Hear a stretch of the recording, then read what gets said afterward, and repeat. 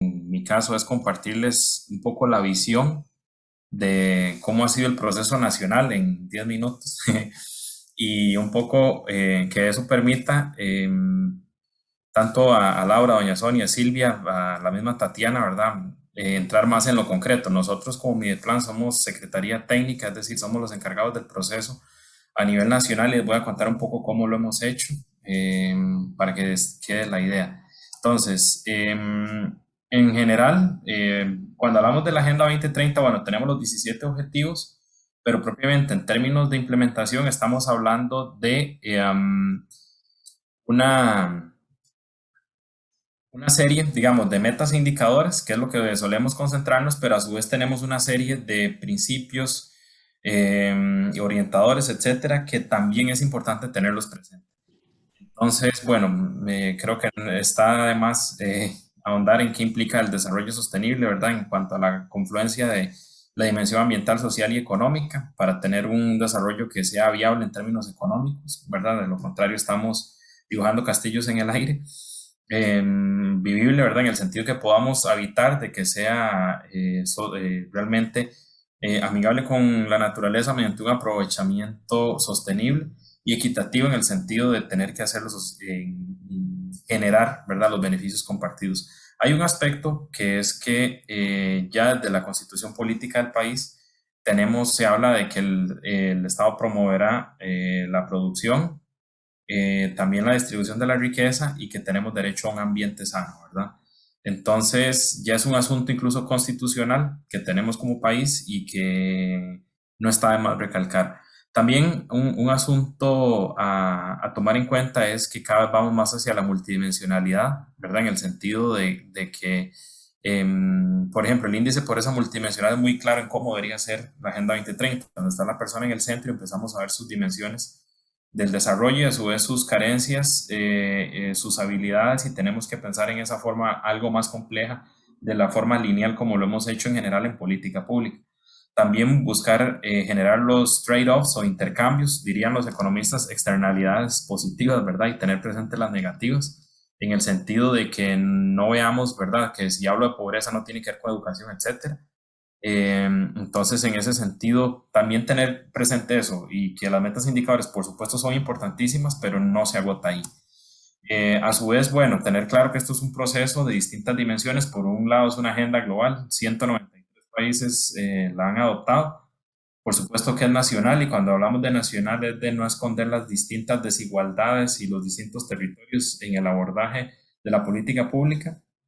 Es regional en el sentido que también somos América Latina y, por ejemplo, es una agenda que nos llama a pensar distinto y no como algo poético, sino como algo absolutamente contundente y real en el sentido de que siendo nosotros el medio del istmo estamos expuestos a fenómenos que van más allá de las fronteras, ¿verdad? Migración, cambio climático. Entonces, ahí es donde realmente la realidad nos dice hay que ser sí o sí regional en ese sentido y multisectorial en el sentido que estamos hablando de distintos actores y sectores.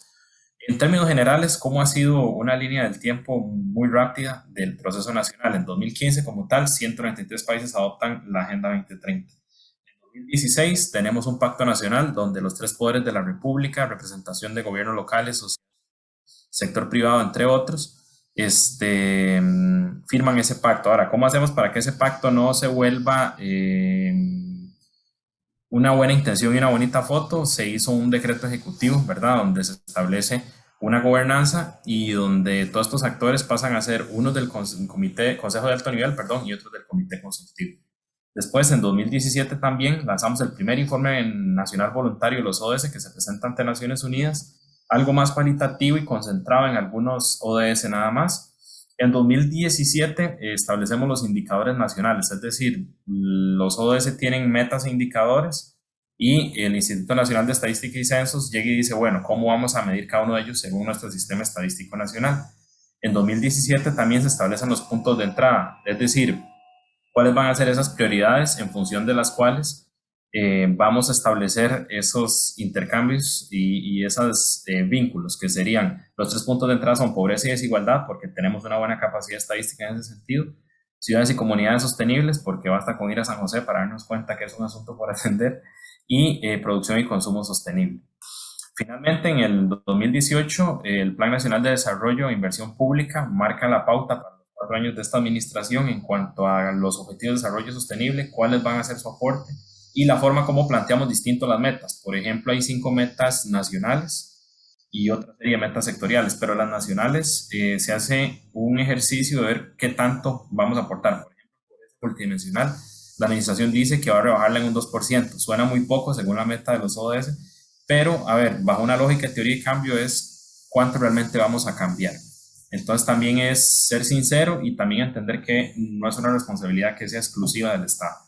Y en 2020 hicimos el segundo informe nacional voluntario que abarca 2017 a 2020 propiamente y con la participación de los distintos actores, etcétera. En términos generales, esta es la imagen de los indicadores entre 2017 y 2020, cómo fue que avanzaron.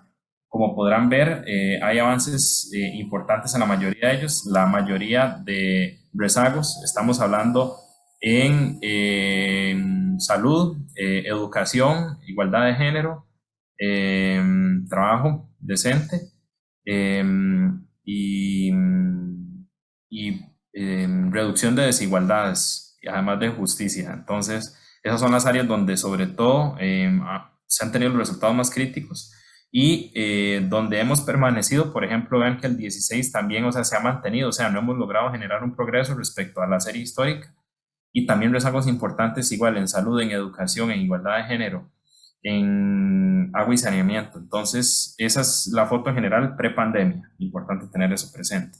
Y bueno, en este informe nacional voluntario, por ejemplo, ¿qué estamos hablando? Y un poco de la experiencia de la implementación multinivel, a propósito que vamos a tener unas experiencias, ya con los gobiernos locales desde 2017, un poco la idea era tomar la ciudad como espacio y ver las dimensiones del desarrollo en función de ese espacio, ¿verdad? Nuestros espacios integran o excluyen a la gente.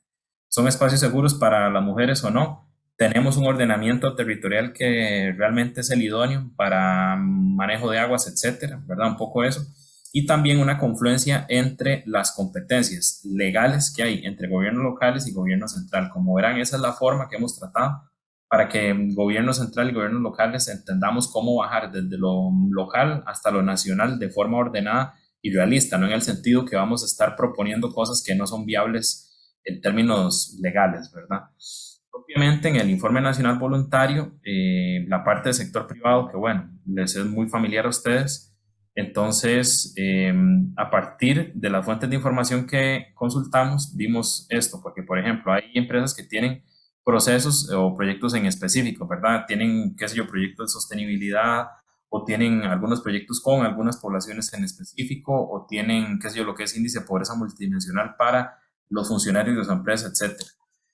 También hay otro abordaje de la contribución a los objetivos de desarrollo sostenible que es a partir del giro de negocio, ¿verdad? Hay gente que vende servicios de sostenibilidad o, por ejemplo, en alguna empresa, ¿verdad? Que de producción de alimentos, como en su cadena logística, eso no es sostenible, ¿verdad? Y estamos hablando desde prácticas ambientales, desde prácticas laborales, de comercio justo, entre otros, ¿verdad? Y entonces en ese sentido ahí hay un desafío importante en cuanto a decir, bueno, ¿qué tan sostenible es toda mi cadena? O propiamente lo que tiene que ver con responsabilidad social. Ahora, ¿qué es lo más importante más allá de cuál es la forma como yo contribuyo?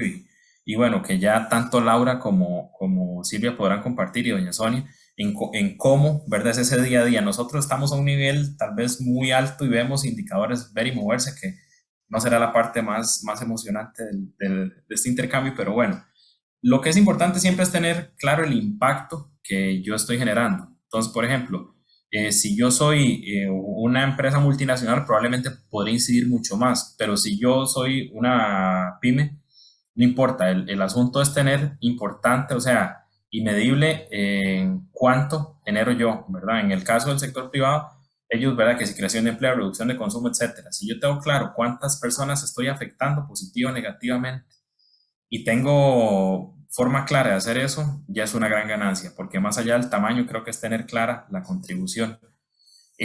Como verán, esta fue una forma de adecuar indicadores nacionales para gobiernos locales. Esto fue en función de unas guías que sacamos, Por ejemplo, en lugar de, y es básicamente usar, ¿verdad? Unidades de medida, llámese viviendas, hogares en el cantón, más allá de lo nacional, o afectaciones por cantón, gasto del gobierno local, no del gobierno nacional, porcentaje de hogares en el cantón, pobres o no pobres, niños y niñas en edad escolar, ¿verdad? Que con nivel de nutrición en el cantón, etcétera. Entonces, un poco la recomendación nuestra siempre va a ser en función de mi ámbito de incidencia, ¿verdad? Sea nacional, local, comunitario, ¿verdad?